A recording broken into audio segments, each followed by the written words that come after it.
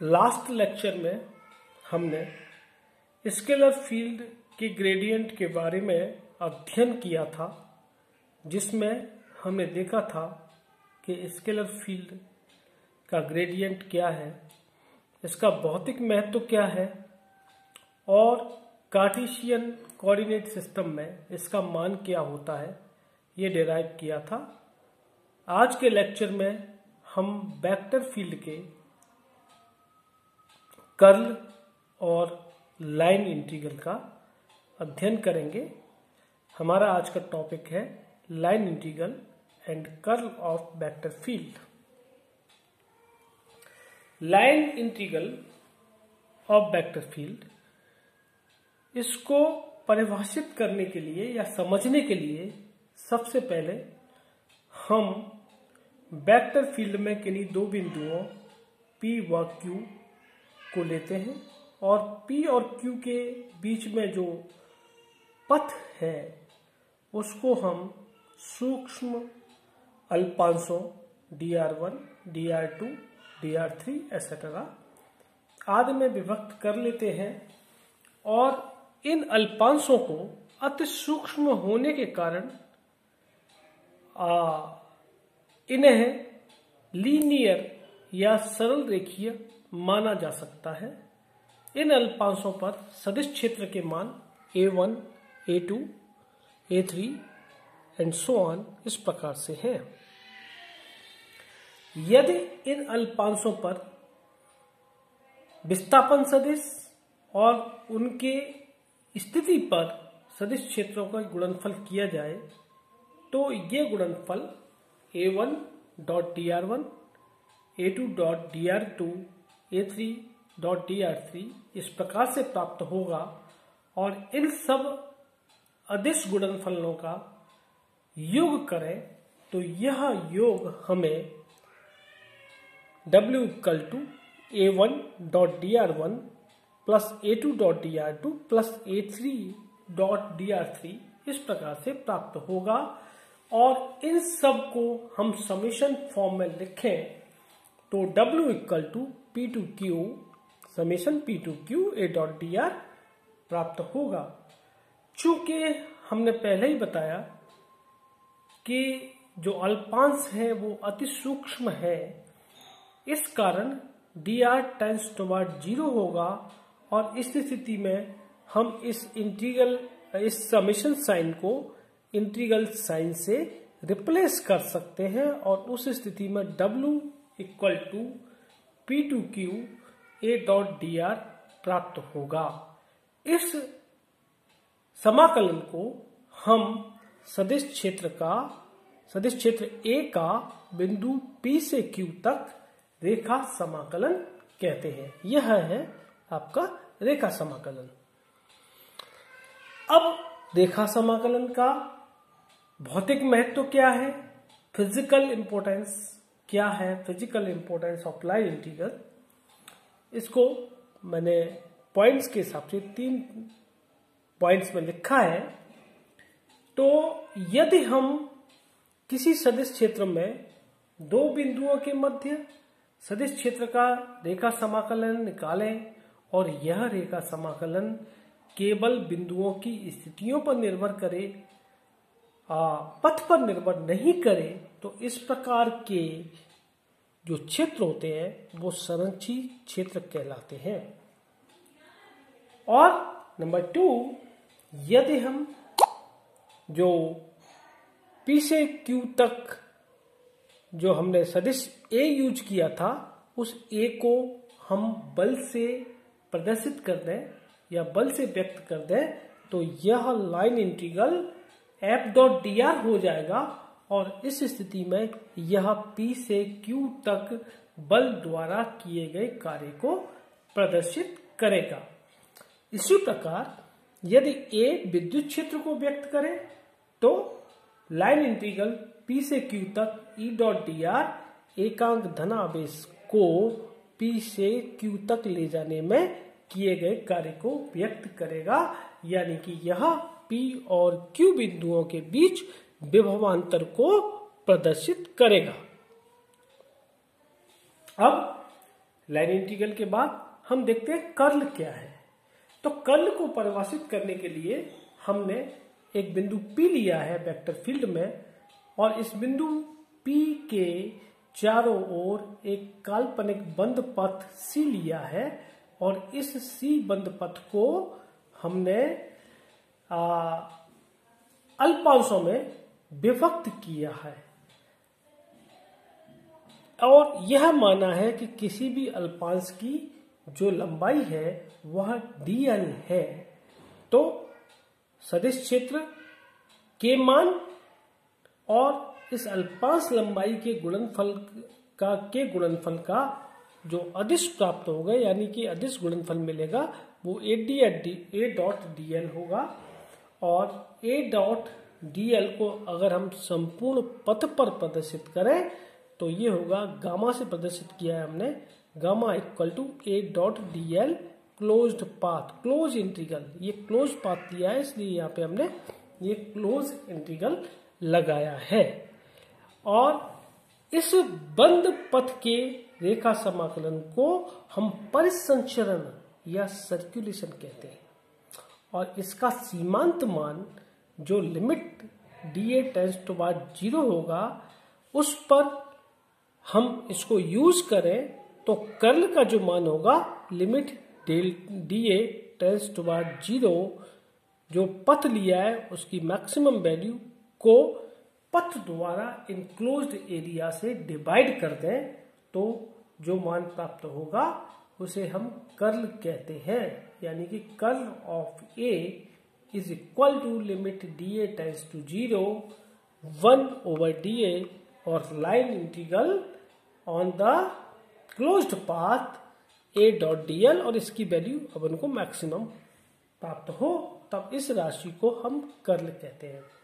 यहाँ यह ध्यान रखना आवश्यक है कि किसी भी सदिश क्षेत्र का कर्ल भी एक सदिश राशि होती है, और इसकी दिशा उस तल के लंबवत होती है जिसमें क्षेत्र अल्पांश की परिसीमा पर परिसंचरण यानी कि सर्कुलेशन अधिकतम होता है। यानी कि पाथ जो हमने बनाया है उस पाथ पर जो परिसंचरण है उसके लंबवत इसकी दिशा होती है। इस प्रकार हम वेक्टर फॉर्म में कर्ल ऑफ A को इस प्रकार परिभाषित कर सकते हैं कि curl of A dot n cap equal to limit dA tends toward 0 1/dA closed integral A dot dl, और इसकी मैक्सिमम वैल्यू, यह कर्ल की परिभाषा है। अब कर्ल का भौतिक महत्व क्या है? तो कर्ल का भौतिक महत्व यह है कि किसी भी सदिश का कर्ल, जिस प्रकार अपने बाल, कई बार कहते हैं ना अपन कि बाल उसके कर्ली हैं, कर्ली का मतलब घुमा, कर्ली का मतलब घूलन, घूलन मतलब परिसंचरण। तो हम कहें कि किसी भी सदिश राशि का मान, यदि सदिश राशि के मान का कर्ल यदि 0 नहीं है, यानी कि यदि सदिश राशि A है और उसके कर्ल का मान 0 नहीं है, तो इस प्रकार के सदिश को या सदिश क्षेत्र को हम घूर्णी या कर्ली सदिश क्षेत्र कहते हैं। अब कर्ल का मान कार्टेशियन कोऑर्डिनेट सिस्टम में किस प्रकार ज्ञात किया जाता है इसको देखते हैं। तो कार्टेशियन कोऑर्डिनेट सिस्टम में कर्ल के मान को ज्ञात करने के लिए हमने माना कि ये बिंदु O है और इसके चारों तरफ एक हमने imaginary path K L M N K close path ये डिफाइन कर रखा है, और इस प्रकार से हमने एक्स अक्ष लिए, ये वाई अक्ष, ये जेड अक्ष, एक्स अक्ष के अकॉर्डिंग के अलोंग जो सदिश क्षेत्र है उसका मान AX, वाई के अलोंग AY और जेड अक्ष के अलोंग AZ है। और ये जो आयताकार पथ है उस पथ की लंबाई dx और इसकी चौड़ाई dy है। यदि हम बंद पथ के LMN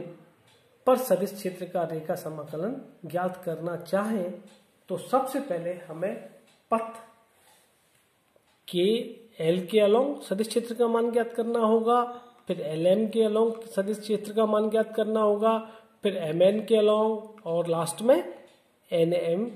के अलोंग हमें सदिश क्षेत्र का मान ज्ञात करना होगा और इन सब मानों को जोड़ देंगे तो कुल बंद पथ के अलोंग सदिश क्षेत्र का मान प्राप्त हो जाएगा।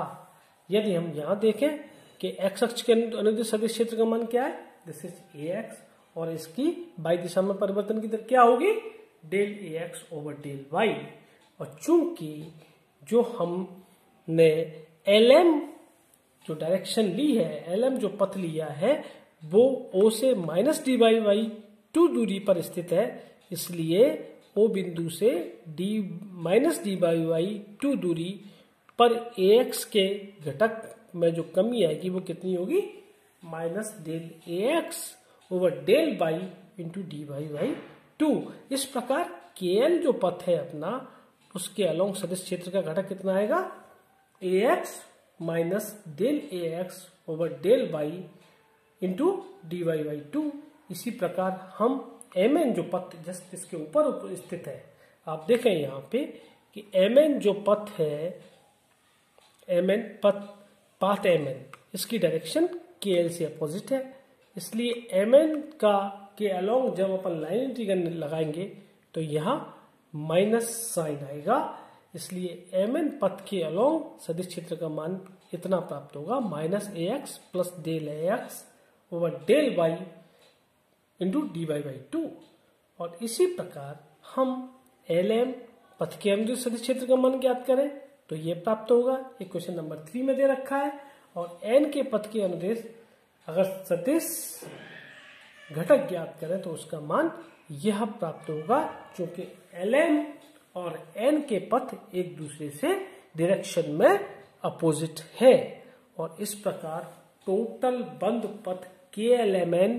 के अलोंग यदि हम सदिश क्षेत्र का रेखा समाकलन ज्ञात करें तो हमें K से L, L से K, L से M, M से N और N से K के सदिश रेखा समाकलनों का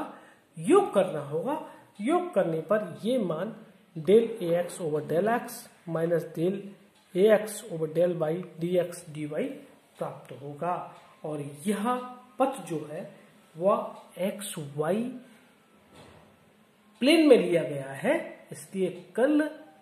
जो वेक्टर फील्ड A का होगा वह Z डायरेक्शन में होगा, परपेंडिकुलर डायरेक्शन में होगा। इस कारण यह जो कंपोनेंट कर्ल Z प्राप्त होगा, this will be equivalent to curl of A dot A cap Z direction में यूनिट वेक्टर है। और इस प्रकार कर्ल A का Z कंपोनेंट हमें यह प्राप्त होगा 1 over dx over dy close integral on the path KLMN K A dot dl। और इसी प्रकार यदि हम किसी दूसरे प्लेन में क्लोज पाथ को कंसीडर करें तो Z कंपोनेंट कर्ल का यह प्राप्त होगा, इक्वेशन नंबर 7 से X जो कंपोनेंट होगा वह यह प्राप्त होगा। और यदि हम टोटल कर्ल ऑफ A का मान निकालें तो सारे कंपोनेंट्स को हमें जोड़ना होगा और उन कंपोनेंट्स को जोड़ने के पश्चात के बाद कर्ल ऑफ A अपन को I del AZ over del Y minus del AZ over del Z plus के J cap del AX over del Z minus del AZ over del X plus K del AY over del X minus del AX over del I प्राप्त होगा। यह curl का मान Cartesian coordinate system में है। और यदि हम इसे मैट्रिक्स फॉर्म में लिखना चाहें तो curl of A equal to ये मैट्रिक्स आप बना के इस प्रकार लिख सकते हैं। और यह मैट्रिक्स किसके बराबर है, ये डेल ऑपरेटर हो गया, del over del X I cap plus del over del X del by J cap del over del Z K cap, यह आपका डेल ऑपरेटर कहलाता है। और इसको क्रॉस प्रोडक्ट के फॉर्म में इस प्रकार लिख सकते हैं। तो इस प्रकार से हमें curl of A equal to del cross A प्राप्त होगा। ध्यान रखिएगा कि कर्ल ऑफ ए जो है वह भी एक वेक्टर राशि है जिसकी दिशा जो प्लेन में हमने जिस प्लेन में हमने क्लोज पथ लिया है उस पथ के परपेंडिकुलर होती है। Thank you.